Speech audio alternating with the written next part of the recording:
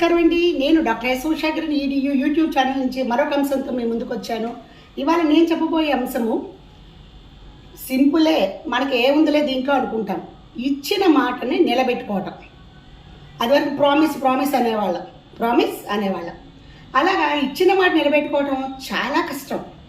ఎందుకంటే ఏం మాట ఇచ్చావో ముందు మనకు గుర్తుండాలి. ఆ ఇచ్చిన మాటని ఏ విధంగా వాళ్ళకి సానుకూలంగా మనం అందించగలము అనేది చూసుకోవాలి. ఇది చిన్న విషయమే అవటానికి, కానీ మనసుకి దీని యొక్క శక్తి బాగా ఎక్కువగా ఉంటుంది. ఎందుకని ఇవాళ ఇది చేస్తాము అని మనం అంటే దాని గురించి మనం చాలా ఆలోచించాలి. అలాగే మంచి దారులు వెతుక్కోవాలి. దాన్ని ఎలా సక్సెస్ఫుల్గా మనం అన్నమాట నిలబెట్టుకోవాలో ఆలోచించుకోవాలి. ఊరికే మాట అనేసేయటం అనేది చాలా తేలిక. మరి అటువంటి సమయాల్లో ఒక చిన్న టిప్పే ఇది.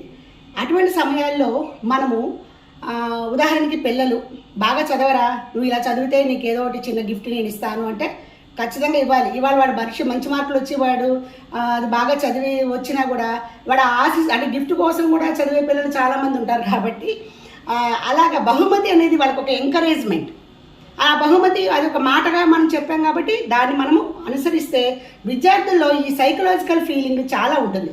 మనకైనా అంతే, నువ్వు అది ఫలాన్ని చేస్తే నీకు ఇది వస్తుంది అంటే ఎంత ఆశగా చేస్తాం.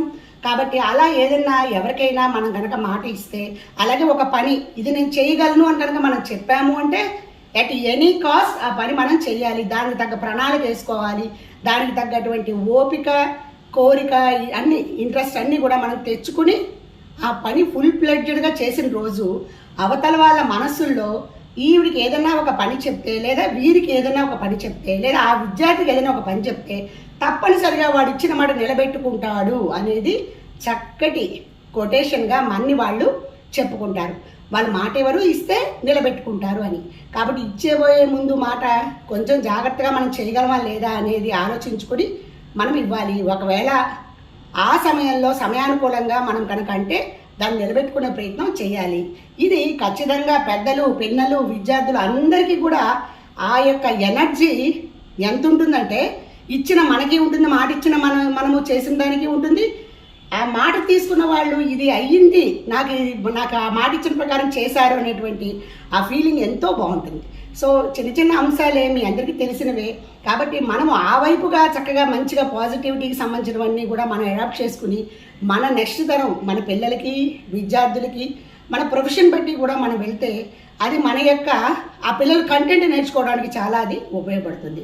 Thank you. మరొక అంశంలో మళ్ళీ కలుద్దాం. అంతవరకు